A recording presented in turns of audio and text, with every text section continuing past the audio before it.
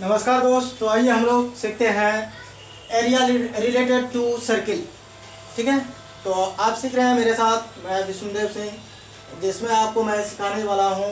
ये chapter number 12 है। ठीक है, तो आइए इसी के साथ हम लोग आगे बढ़ते हैं, जिसमें हम लोग सीखेंगे क्या, सर्किल में एरिया के बारे में सीखेंगे। क्या सीखेंगे? सर्किल में एरिया के बारे में सीखेंगे। इसे मैंने आपको सर्किल चैप्टर भी पिछले वीडियो में बताया था, जिसमें चैप्टर नंबर 10 था, जिसमें आपको बेहतरीन तरीके से बेहतरीन कॉन्सेप्ट के साथ मैंने आपको बताने की कोशिश भी की, तो आपको मैंने बेहतरीन तरीके से समझाया भी। तो आइए इसी के साथ हम लोग आगे बढ़ते हैं। तो और आप मेरे वीडियो को लगातार मतलब कंटिन्यू देखिए। ठीक है, ऐसे समझ में नहीं आएगा तो पहले हम लोग इसमें क्या करेंगे, इस पर हम लोग बेसिक कॉन्सेप्ट इसका जो होता है कि इसकी बेसिक कॉन्सेप्ट को पहले क्लियर कर लेंगे। उसके बाद हम लोग फिर क्या करेंगे, आगे बढ़ेंगे।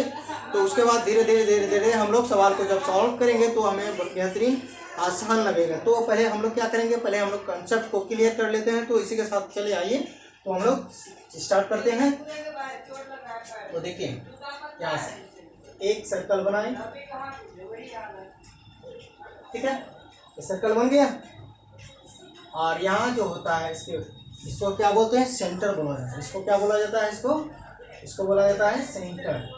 और सेंटर से, ठीक है, इसको क्या बोला जाता है, सेंटर से कहीं पर भी सर्कमफेरेंस के, ये क्या होगा, ये सर्कमफेरेंस है। ठीक है, ये क्या है, सर्कमफेरेंस है। और इसके अंदर में जो होती है, ये जो है, ठीक है, इसको क्या बोला जाता है, एरिया बोला जाता है। ठीक है, क्या बोला जाता है, एरिया बोला जाता है। तो ये सेंटर है, तो इसको ओ से डिनोटेट किया जाता है। क्या, किससे डिनोटेट किया जाता है, ओ से। सेंटर से खींची गई कोई लंबवत रेखा सर्कमफेरेंस के किसी एक बिंदु को इंटरसेक्ट करे तो उसे क्या कहा जाता है, उसे रेडियस कहा जाता है। तो इस तरीके से, ठीक है, ये क्या कहलाया, यह एक रेडियस कहलाया। क्या कहलाया, आर।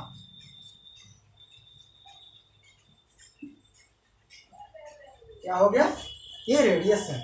और ये क्या है, यह सेंटर है। क्या है, ये सेंटर है। ठीक है, कहीं पर भी खींच सकते हैं, ऐसे करके कहीं पर भी खींच सकते हैं इसको, है ना। कहीं पर भी खींचेंगे, ये क्या कहलाएगा, ये रेडियस ही कहलाएगा। ठीक है, क्या कहलाएगा, ये रेडियस कहलाएगा। और फिर से यहाँ से सेंटर से सर्कमफेरेंस में कहीं एक बिंदु को इंटरसेक्ट किया गया। यहाँ से जब ये इंटरसेक्ट किया तो आप देख पा रहे हैं, इसको मिटाता हूँ। ठीक है, इसको क्या करता हूँ, मिटाता हूँ। ठीक है, तो आप देख पा रहे हैं क्या होगा, दो भागों में इन्होंने डिवाइड कर दिया। क्या कर दिया इन्होंने, दो भागों में डिवाइड कर दिया। तो ये सेंटर है ओ, तो ये भी यहाँ से यहाँ तक क्या हो गया, ये भी रेडियस है। जैसे यहाँ रेडियस है, ये भी क्या है, रेडियस है। तो दो रेडियस मिल करके क्या बन गया, उसको बोला जाता है डायमीटर बोला जाता है। क्या बोला जाता है, इसको डायमीटर बोला जाता है। ठीक है, ये क्या बन गया, ये एक डायमीटर बन गया, यानी कि व्यास बन गया। ठीक है, व्यास। ठीक है, तो आइए इसी के साथ हम लोग आगे बढ़ते हैं। और इसको जो है, ये जो एरिया है, ये एरिया को क्या बोला जाता है, इस तरीके के एरिया को बोला जाता है, इस तरीके के एरिया को, इसको क्या बोला जाता है, एरिया बोला जाता है। एरिया हो गया। और इसको बोला जाता है, मैंने आपको पिछले वीडियो में भी बताया था कि इसको बोला जाता है, क्या बोला जाता है, सर्कमफेरेंस। क्या बोला जाता है, इसको सर्कमफेरेंस बोला जाता है। तो इसी के साथ आइए एक एक टॉपिक करके पॉइंट में दे करके लिखते हैं और हम लोग बेहतरीन तरीके से समझते हैं। ठीक है, बेहतरीन तरीके से समझते हैं। तो फर्स्ट में क्या होगा, एरिया, सॉरी रेडियस होगा, रेडियस हो गया। ये रेडियस क्या है, रेडियस क्या है, रेडियस क्या होता है, रेडियस इक्वल टू होता है क्या, रेडियस इक्वल टू होता है, रेडियस इक्वल टू क्या होता है, रेडियस इक्वल टू आने की रेडियस बराबर क्या होता है, रेडियस को किससे डिनोटेट किया जाता है, तो छोटी आर से डिनोटेट किया जाता है। तो R equal to D upon two होता है, डी अपॉन टू। इसी को दे दो नाम ए बी दे दो, तो इसको क्या लिखोगे, ए बी अपॉन टू लिख सकते हो। यही है। ठीक है, तो हमने यहाँ से रेडियस समझ में आ गया। रेडियस क्या होता है, 2r प्लस होता है। क्या होता है, r plus r equal to 2r होता है। r plus r equal to 2r upon radius निकालेंगे तो 2, तो बराबर क्या निकला, हमको r निकला। तो ये आपको समझ में आ गया होगा। तो मैंने आपको समझाने की बेहतरीन कोशिश की। तो आइए इसी के साथ दूसरा पॉइंट में लेते हैं। और दूसरा पॉइंट में क्या सीखना है, डायमीटर के बारे में सीखना है, डायमीटर। ठीक है, मैंने आपको पिछले वीडियो में भी बताया था डायमीटर क्या होता है। डायमीटर होता है ये, डायमीटर क्या होता है कि r प्लस आर, क्या होता है r प्लस आर, है ना। इसी को लिखा जाता है 2r, है ना। ये आपको d से डिनोटेट किया जाता है। ठीक है, इसे डिनोटेट किया जाता है, d से डिनोटेट किया जाता है। तो ये आपको समझ में आ गया होगा। और उसके बाद हम लोग चलेंगे टॉपिक 3।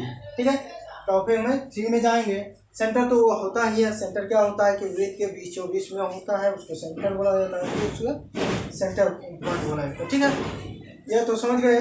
अब हम लोग यहाँ से एरिया के बारे में अब हम लोग समझेंगे। ठीक है, एरिया क्या होता है।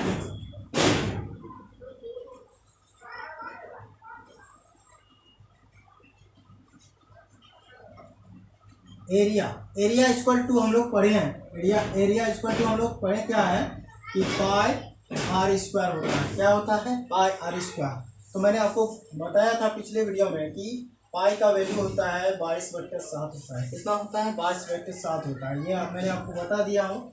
तो इसी के साथ या तो ये भी लिख सकते हो 22/7 आर स्क्वायर लिख सकते हो। ठीक है, क्या एरिया बराबर। तो ये लिखने से हमको क्या होगा कि यह लिखने से हमारा हो जाएगा, आसान हो जाएगा। ये लिखने से हम क्या हो जाएगा, हमारा सवाल जब भी सॉल्व करेंगे तो ये हमारा क्या हो जाएगा, आसान हो जाएगा। ठीक है, अब उसके बाद आइए टॉप 4th में आते हैं। ठीक है, तो 4th में क्या है, सरकमफेरेंस। क्या पढ़ेंगे, सरकमफेरेंस। सरकमफेरेंस क्या होता है, सरकमफेरेंस क्या होता है, सरकमफेरेंस क्या होता है वो देखते हैं। सरकमफेरेंस क्या होता है, जैसे लिखा जाता है कि आपने पढ़े होंगे, क्या लिखा जाता है 2 पाई आर होता है। क्या होता है, 2 पाई आर। तो इसको ऐसे लिख सकते हैं हम, पाई आर प्लस पाई आर, देख सकते हैं, है ना, पाई आर प्लस पाई आर। तो यह क्या हो गया, इक्वल टू 2 पाई आर लिखते हैं। तो इसी को फिर क्या लिख सकते हैं, 2 पाई आर इंटू 22/7 आर, देख सकते हो। तो ये क्या हो जाएगा, ये इसको लिखोगे यहाँ से वो 44, है ना, 44/7 आर। तो देखिए यहाँ से कितना आसान लग रहा है ना, यहाँ से हमको समझने में कितना आसान आ रहा है ना, सिंपल हो रहा है। तो इसी के साथ आइए तब अब हम लोग क्या करेंगे, अब आगे फिर बढ़ेंगे। आगे क्या बढ़ेंगे, आगे यहाँ से 5 में आते हैं। ठीक है, 5 पॉइंट में आते हैं। क्या आते हैं, 5 पॉइंट में आते हैं। 5 पॉइंट क्या होता है, एरिया। क्या पढ़ेंगे हम लोग, areas of sector, areas of sector के बारे में पढ़ेंगे। एरियाज ऑफ सेक्टर क्या होता है, क्योंकि हम लोग पढ़ ही रहे हैं एरिया किसके बारे में, सर्किल में पढ़ रहे हैं। ठीक है, इसी के साथ आइए देखते हैं, एक और फिगर बनाता हूँ मैं आपके सामने, यहाँ से देखिएगा। ठीक है, एक मैंने क्या बनाया, एक वृत्त बनाया, यहाँ से ये सेंटर होता है और सेंटर से कहीं एक लंबवत रेखा खींच दिए, इसमें सरकमफेरेंस को इंटरसेक्ट किया और यह क्या कह रहा है, ये तो ओ हो गया। ठीक है, इसका नाम दे दिए ए बी। ठीक है, ए बी दे दिए। तो ये देखिए ये क्या होता है कि एक यह क्या हो गया, ये मेजर सेक्टर है, ये मेजर सेक्टर है और ये लघु सेक्टर है। ये क्या है, लघु सेक्टर, ये मेजर सेक्टर। मतलब लघु सेक्टर मतलब क्या हुआ, लघु वृत्त, दीर्घ वृत्त। ठीक है, ये समझ में आ गया होगा।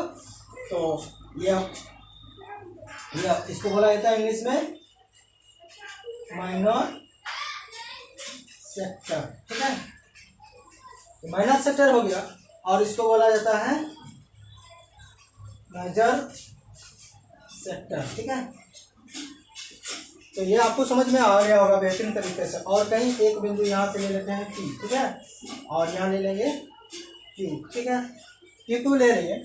अब इससे हम लोग देखते हैं कि मेजर सेक्टर क्या होता है। मेजर सेक्टर में आते हैं और यहाँ जो कोण बनाएगा, यहाँ जो कोण बनाएगा, ये कोण जो बनाएगा, ये कोण थीटा बनाएगा। कितना बनाएगा, ये थीटा बनाएगा। और यहाँ से जो कोण बनाएगा, ये जो कोण बनाएगा, ये कोण को क्या, ये कोण कितना बनाएगा, ये कोण बनाएगा 360 माइनस थीटा बनाएंगे। कितना हम बनाएंगे?